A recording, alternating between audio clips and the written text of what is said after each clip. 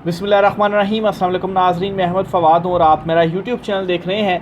नाज़रीन, 4-5 बड़ी important development अदालतों से आज हुई है, वो आपके साथ मैंने शेयर करनी है। सबसे पहले तो ये कि जो मुस्लिम लीग नून के 3 अहम रहनुमा थे इस्लामाबाद के, जिन्होंने इलेक्शन ट्रिब्यूनल को ही चैलेंज कर दिया था और इलेक्शन कमीशन ऑफ पाकिस्तान ने इस ट्रिब्यूनल को काम करने से रोकते हुए नया ट्रिब्यूनल बना दिया था, लेकिन फिर इस्लामाबाद हाई कोर्ट के चीफ जस्टिस आमिर फ़ारूक साहब ने इस सारे मुद्दे पर समाअत की और उन्होंने नए ट्रिब्यूनल को भी काम से रोक दिया और जवाब तलबी की। ना सिर्फ इतना, बल्कि चीफ जस्टिस आमिर फ़ारूक साहब ने तौहीन अदालत की कार्रवाई का भी आगाज़ कर दिया है इन लीगी रहनुमा के ख़िलाफ़, क्योंकि इन्होंने तौहीन आमेज़ ज़ुबान इस्तेमाल की है जो दरख्वास्त इन्होंने इलेक्शन कमीशन ऑफ पाकिस्तान में दी थी। क्या कार्रवाई का आगाज़ हुआ है तौहीन अदालत की इनके अगेंस्ट, एक तो इस पर तफ़सीलात आपके साथ शेयर करनी है, और क्या अब ये नाअहल होने जा रहे हैं इस पर भी कुछ तफ़सीलात आपके साथ में शेयर करूँगा। फिर इसके साथ ही हुकूमत की जानिब से जो एक इक़दाम उठाया गया था कि PTI का मरकज़ी सेक्रेटेरिएट इस्लामाबाद में उसे डीसील कर दिया गया था, और जब इस्लामाबाद हाई कोर्ट ने उसे सील किया गया था और इस्लामाबाद हाई कोर्ट ने उसे डीसील करने का हुक्म दिया था, लेकिन इस पर भी इम्प्लीमेंट नहीं हुआ था। तो इस मामले पर भी तौहीन अदालत की कार्रवाई क्या शुरू होने जा रही है। इस्लामाबाद हाई कोर्ट ने बड़ा हुक्म दिया है, तफ़सीलात आपके साथ शेयर करूँगा। जो तरमीमी ऑर्डीनेंस 2 लाए गए थे, एक नैब के हवाले से और एक इलेक्शन ट्रिब्यूनल्स के हवाले से, लाहौर हाई कोर्ट ने इस मामले पर भी हुकूमत को नोटिस जारी कर दिए हैं। इद्दत निकाह केस की आज समाअत हुई है, इस समाअत का अहवाल भी आपके साथ मैंने शेयर करना है कि जो नए जज साहब हैं आज उन्होंने क्या कहा है, और क्या इद्दत निकाह का केस में जो सज़ा मुअत्तली है वो 10 दिन के अंदर ये जज साहब सुना देंगे फ़ैसला। जज साहब ने ख़ुद क्या कहा है, इस पर भी कुछ तफ़सीलात आपके साथ में शेयर करूँगा। और इमरान खान साहब को आज 30वें मुकदमे में भी रिलीफ़ मिला है और उन्हें इस 30वें मुकदमे में भी बरी कर दिया, यानी कि कुल मिलाकर 30 मुकदमों में इमरान खान साहब अब तक बरी हो चुके हैं। इस पर भी कुछ तफ़सीलात आपके साथ मैंने शेयर करनी है। सबसे पहले तो नाज़रीन आगाज़ करते हैं जो तौहीन अदालत का मामला है। इसमें एक तहरीरी हुक्मनामा चीफ जस्टिस आमिर फ़ारूक साहब की जानिब से जारी किया गया। डिटेल आपके साथ आगाज़ में जो मैं शेयर कर चुका हूँ कि एक दरख्वास्त दी गई थी इलेक्शन कमीशन ऑफ पाकिस्तान को, जो 3 लीगी रहनुमा थे जो इलेक्शन ट्रिब्यूनल के जज थे, जस्टिस तारिक महमूद जहांगीरी साहब, इनके अगेंस्ट।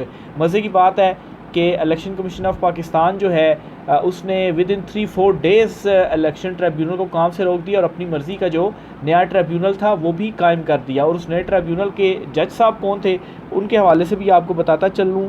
इससे मज़ीद इलेक्शन कमीशन ऑफ पाकिस्तान जो है, या सिकंदर सुल्तान राजा साहब जो एक मुतनाज़ा किरदार इस वक्त बन चुके हैं, वो मज़ीद एक्सपोज होते हैं जी। इलेक्शन शफाफियत का अंदाज़ा आप इस बात से लगा सकते हैं कि इलेक्शन कमीशन ने इस्लामाबाद के तीनों हलकों के लिए ऐसे रिटायर्ड जज शकूर पराचा को ट्रिब्यूनल मुकर्रर किया है जो करप्शन इल्ज़ामात पर सुप्रीम जुडिशल कौंसिल की कार्रवाई शुरू होने पर मुस्ताफ़ी हुआ। ये रिटायर्ड जज साहब थे, इनको जस्टिस जहांगीरी की जगह पर ट्रिब्यूनल में लगाया गया।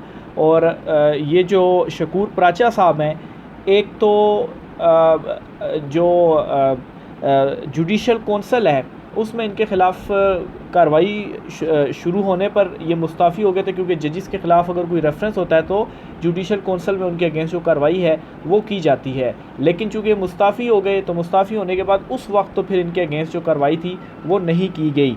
और मौसूफ ने आईने पाकिस्तान की बजाय जनरल मुशर्रफ से वफ़ादारी का हल्फ भी लिया था, यानी कि ये PCO जज थे। आपको याद होगा कि मुशर्रफ एरा में जजिस की जानिब से जो PCO हल्फ था वो लिया गया था और उनको फिर PCO जजिस कहा जाता था, और आईन व कानून के मुताबिक उस वक्त वो जजिस नहीं खड़े हुए थे। तो ये उन जजिस में से शामिल है। तो ये इलेक्शन कमीशन ऑफ पाकिस्तान का किरदार है कि इस करैक्टर के मालिक रिटायर्ड जज को वो इलेक्शन ट्रिब्यूनल में तैनात कर रहे थे। तो अगर ये तैनात होते और ये केसेस को सुनते तो फिर इसका रिज़ल्ट क्या निकलना था, इसके बारे में कुछ कहने की ज़रूरत नहीं, आप सबको ही मालूम है। लेकिन चीफ जस्टिस आमिर फ़ारूक साहब का अचानक जो रवैया है वो तब्दील हुआ है। बहुत सारे मुकदमों में उनकी जानिब से जो फ़ैसले आ रहे हैं वो हैरानकुन भी हैं, क्योंकि इससे पहले जिस तरह से वो मुकदमों की समाअत कर रहे थे तो उनसे कुछ उम्मीदें ज़्यादा नहीं थी, ख़ासतौर पर पाकिस्तान तहरीक इंसाफ को। लेकिन जिस तरह से अब अदलिया उठ खड़ी हुई है, इस्लामाबाद हाई कोर्ट, अब तो सरगोदा के जज भी और लाहौर हाई कोर्ट के जजेस ने भी स्टैंड ले लिया, ख़ासतौर पर चीफ जस्टिस मलिक शहजाद अहमद साहब ने जिस तरह से स्टैंड लिया है, तो अब अदलिया के अंदर से जो एक चीज़ें या जो लावा फटा है इसको रोकना अब नामुमकिन हो चुका है। बहरहाल चीफ जस्टिस आमिर फ़ारूक साहब ने तौहीन अदालत की कार्रवाई का ऐसे आगाज़ कर दिया है कि अपने इस तहरीरी हुक्मनामे में जिसमें उन्होंने नए ट्रिब्यूनल को रोका था, उसमें ये कहा था जी कि ट्रिब्यूनल की तब्दीली की दरख्वास्त में तौहीन आमेज़ ज़ुबान इस्तेमाल की गई है। वकील के मुताबिक दरख्वास्त में इस्तेमाल की गई ज़ुबान तौहीन आमेज़ और स्कैंडलाइज करने की कोशिश थी, इसलिए जो नोटिस हैं वो जारी किए जाते हैं और लीगी रहनुमा को भी इसमें जो नोटिस है वो जारी किया जाता है कि वो आएँ और ये बताएं कि ये तौहीन आमेज़ जो ज़ुबान है वो कैसे इस्तेमाल इसके अंदर वो कर सकते हैं, एक जज की इस्लामाबाद हाई कोर्ट के वो तज़हीक कैसे कर सकते हैं। तो ये बेसिकली उनको जो नोटिस हुआ है ये असल में तौहीन अदालत का ही नोटिस है और इसमें ये है कि तौहीन कार्रवाई का जो आगाज़ है वो तो हो चुका है। बहरहाल इसमें अब 24 जून को ईद के बाद केस की समाअत का जो आगाज़ है वो होगा और देखें अब उनकी इसमें जो नाअहली है वो होती है या किस डायरेक्शन में जो केस है वो आगे चलता है। दूसरी इंपॉर्टेंट ख़बर नाज़रीन इस्लामाबाद हाई कोर्ट से ही है। इस्लामाबाद हाई कोर्ट में पाकिस्तान तहरीक इंसाफ ने दरख्वास्त एक दायर की थी कि CDA की जानिब से जो उनका मरकज़ी सेक्रेटेरिएट है इस्लामाबाद का वो सील किया गया था।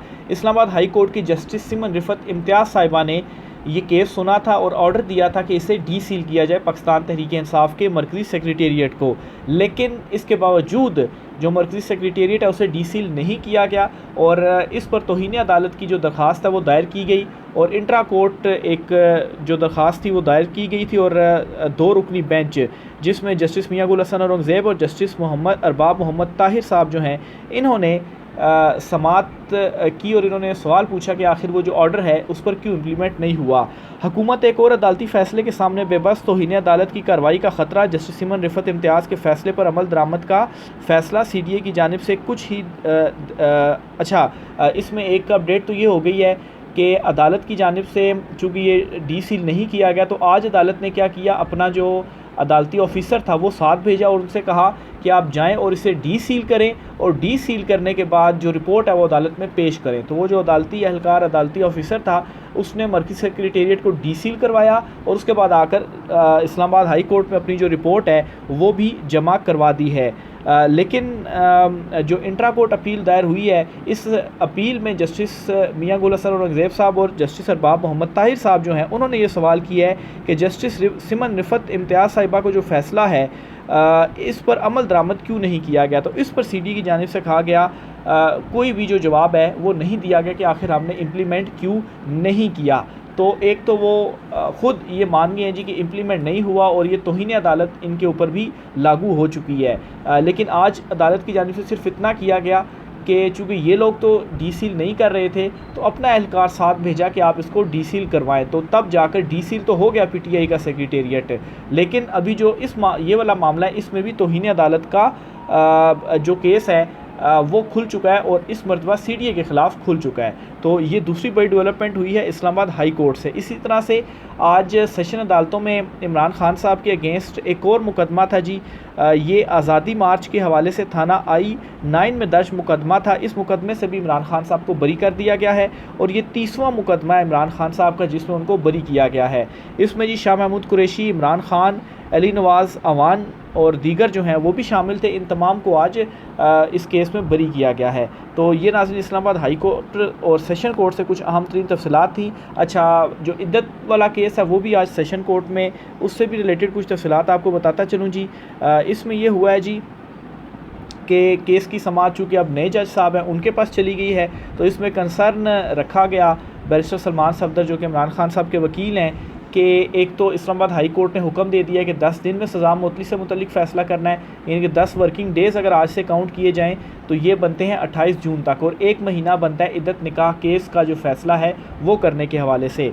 तो बैरिस्टर सलमान सफदर ने जज मोहम्मद अफजल से कहा कि हाई कोर्ट ने 10 दिन में फ़ैसले का कहा है तो इस्तदा है कि ईद से पहले फ़ैसला कर दें। तो जज साहब ने जवाब दिया कि फ़ैसला जो भी हो मैं 101% कहता हूं कि ईद से पहले सज़ा मुअत्तली की अपीलों पर फ़ैसला सुना दूँगा।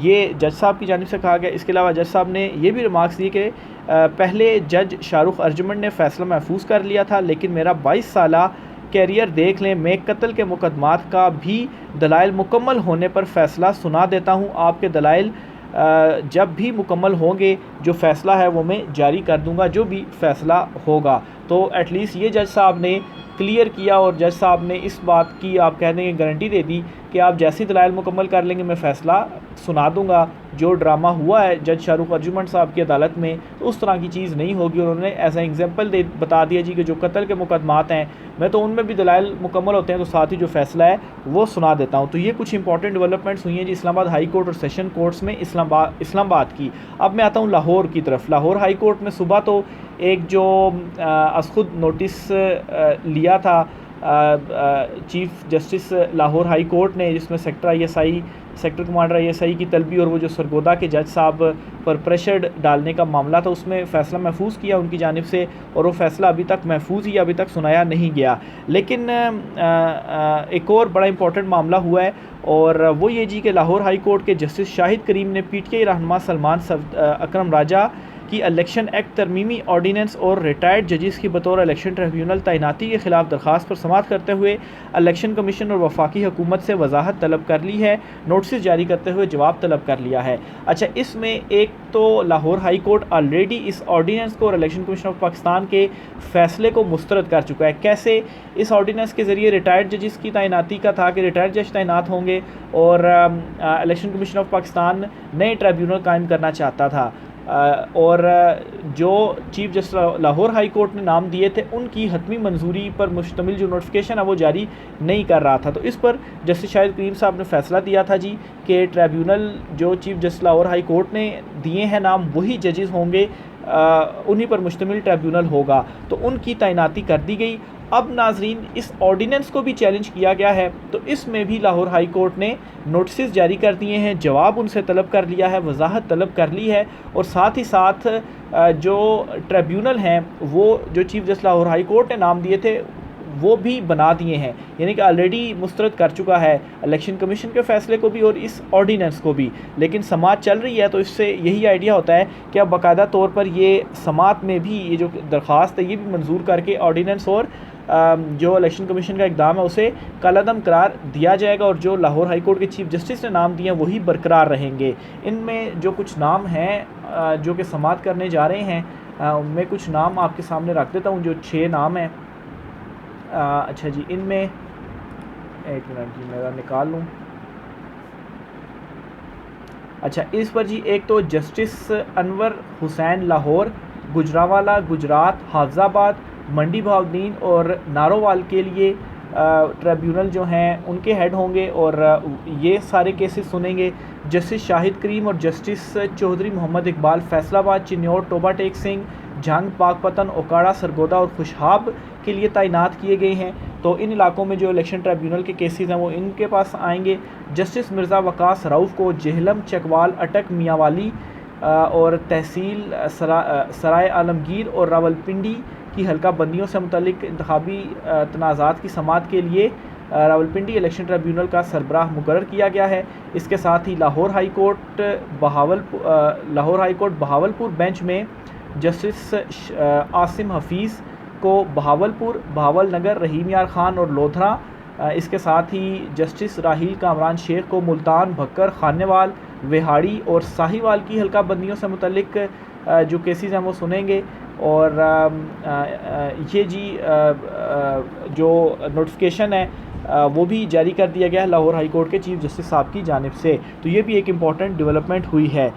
इसके साथ ही आज जस्टिस बाबर सत्तार साहब की अदालत में भी एक केस हुआ है, पाकिस्तान तहरीक इंसाफ की ही वो दरख्वास्त थी। ये भी आपको बताता चलूँ जी कि F9 में जलसे की इजाज़त से मुतल्लिक ये केस था, पाकिस्तान तहरीक इंसाफ दरख्वास्त ले गई थी। तो जस्टिस बाबर सत्तार साहब ने भी इस पर नोटिस जारी कर दिए हैं 26 जून को। तो ओवरऑल ये सारी अदालतों की आज डेवलपमेंट्स हुई हैं, जो हुक्मनामे आए हैं वो मैंने आपके साथ शेयर किए हैं। तो मेरे ख्याल से अदलिया ने जब से ये स्टैंड लिया तब से आप देख रहे होंगे कि तमाम नज़रें भी अदालतों पर हैं और अदालतों से कानून और आइन के मुताबिक जो बड़े फ़ैसले हैं वो भी आ रहे हैं। दूसरी तरफ भरपूर कोशिश है कि किसी तरीके से दबाव डाला जाए और इसकी एग्जांपल्स भी सामने आ रही हैं। लेकिन चीफ़ जस्टिस कादी फ़ैज़ ईसा साहब जो हैं वो फ़िलहाल खामोश हैं और मुकम्मल तौर पर उनकी जानिब से खामोशी इख्तियार की गई है और वो कह रहे हैं जी कि सब अच्छे की रिपोर्ट है, कोई मुदाखलत ही मेरे दौर में नहीं हो रही। तो ये आपके दौर में मुदाखलत नहीं हो रही तो ये और क्या हो रहा है। और साथ में वो ख़ुद को बरी ज़िम्मा करार दे रहे हैं कि माजी में जो चीज़ें हुई हैं उसके वो ज़िम्मेदार नहीं हैं। तो ये इस वक्त चीफ जस्टिस काजी फायज़ ईसा साहब का किरदार है। बहरहाल जी देखिए अदालतों ने स्टैंड लिया है, मामलात कहाँ तक जाते हैं राय का सर कीजिएगा। इजाज़त दीजिए, अल्लाह हाफ़िज़।